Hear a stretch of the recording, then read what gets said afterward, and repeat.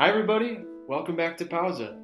I hope that you've been able to make some time for quiet prayer and Lectio Divina these past few weeks, because as we get closer to Christmas, things are just going to get busier and busier, and it's good to establish those habits of prayer now before things get too crazy.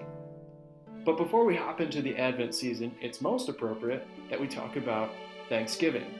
And I don't just mean the holiday, I mean the form of prayer. It's one of many forms of prayers, including blessing, petition, intercession, adoration, and praise. But Thanksgiving is a great place to start. Having a sense of gratitude is the first step to recognizing God's presence in our lives. It helps us see how God is constantly giving us gifts each and every day.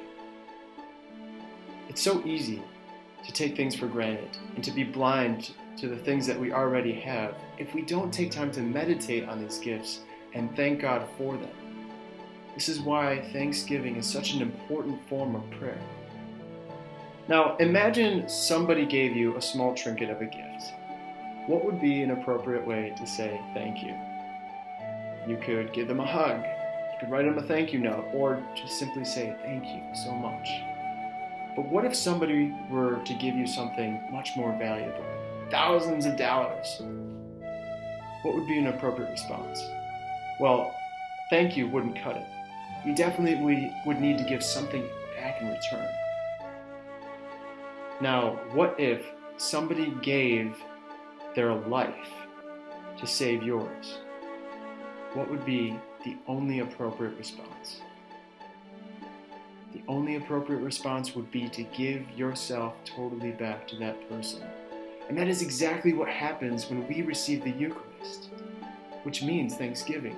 Christ gives himself totally to us, and we in response give ourselves totally to him.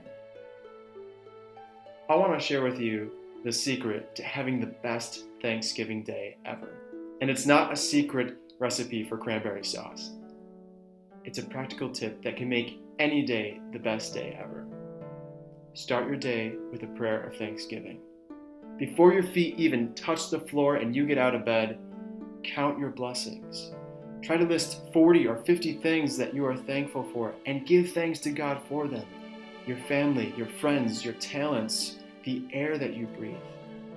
It will make such a difference, and you won't believe it until you try it.